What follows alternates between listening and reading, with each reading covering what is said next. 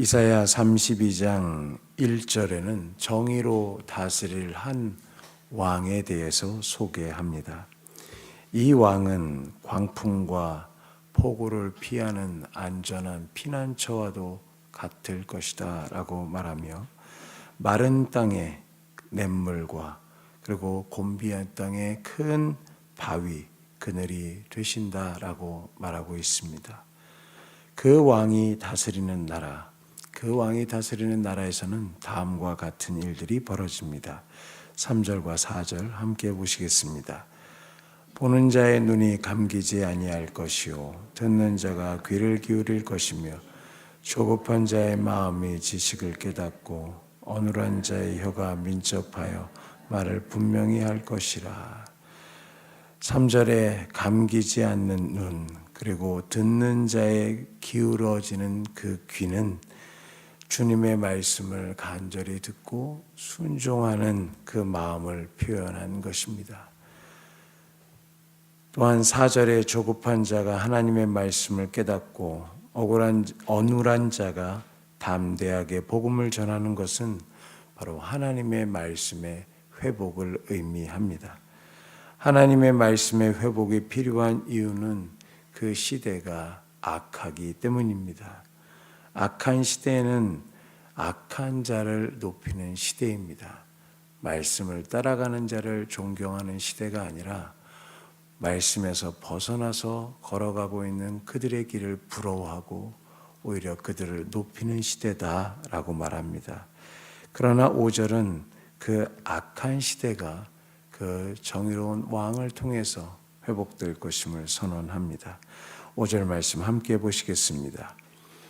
어리석은 자를 다시 존귀하다 부르지 아니하겠고 우둔한 자를 다시 존귀한 자라 말하지 아니하리니. 이렇게 성과 악이 구분되는 정의로운 시대는 메시아가 통치하시는 나라입니다. 이 메시아 통치의 시대가 온다는 것은 첫째로 악한 자들에게는 심판입니다. 10절 말씀 함께 보시겠습니다. 너희 염려 없는 여자들아 1년 남짓 지나면 너희가 당황하리니 포도 수확이 없으며 열매 거두는 일이 이르지 않을 것임이라. 이 날에는 죄를 지으면서 염려하지도 않고 그 죄에 대해서 근심하지도 않는 자들이 당황하게 될 것이다 라고 말합니다.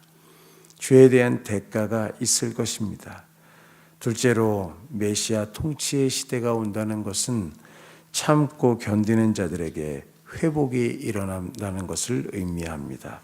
15절 말씀 함께 보시겠습니다. 마침내 위에서부터 영을 우리에게 부어주시리니 광야가 아름다운 밭이 되며 아름다운 밭을 숲으로 여기게 되리라. 아멘. 이 회복의 시작은 아래에서부터 일어나는 것이 아닙니다.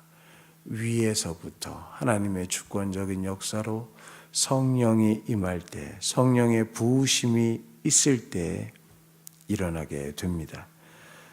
공의와 정의가 땅에 충만하게 되고 하나님의 백성이 쉼을 얻으며 복을 받게 될 것이다 라고 말합니다. 20절 말씀 함께 보시겠습니다.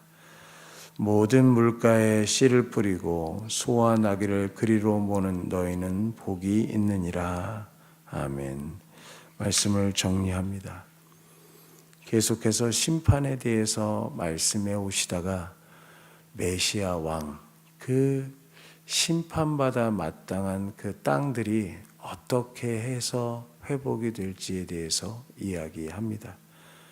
메시아가 오셔야 되고 위에서부터 성령이 임해야 하는 것입니다. 이 말은 이 땅에는 소망이 없음을 의미합니다.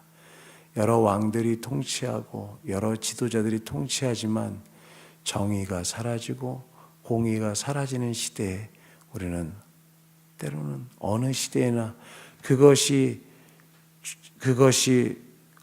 많거나 공의와 정의가 없어지는 시대가 많았거나 아니면 그리고 적었거나 하는 많고 적음의 차이이지 어느 시대나 그 왕들을 통해서 어떤 한 왕을 통해서 공의와 정의가 강같이 흐르는 나라는 없음을 보여줍니다.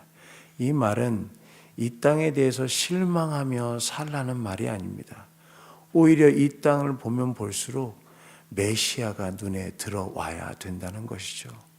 메시아를 소망해야 된다는 것이고, 그리스도를 소망하고 진정한 통치자, 진정한 왕을 고대하고 소망하면서 이 땅을 버티고 견디며 살아가라고 하는 하나님의 메시지일 수 있다는 것입니다.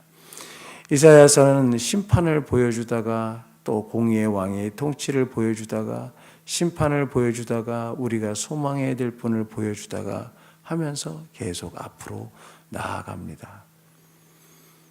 이 땅에 소망이 없음을 우리는 보게 되고, 그러나 그 소망이 없는 시대에 진짜 소망을 품어야 될 분을 보여주는 시대이기도 한 것이죠.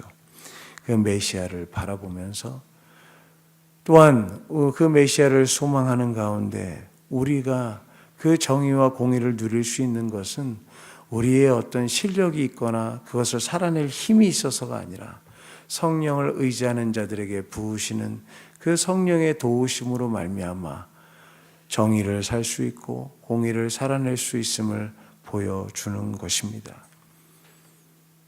이 악한 시대를 보면서, 그리고 우리가 원하는 정의와 공의가 오지 않는 시대를 보면서 우리는 이 땅을 향하여 불평하기보단 그래서 예수님을 봐야 되는 것이구나.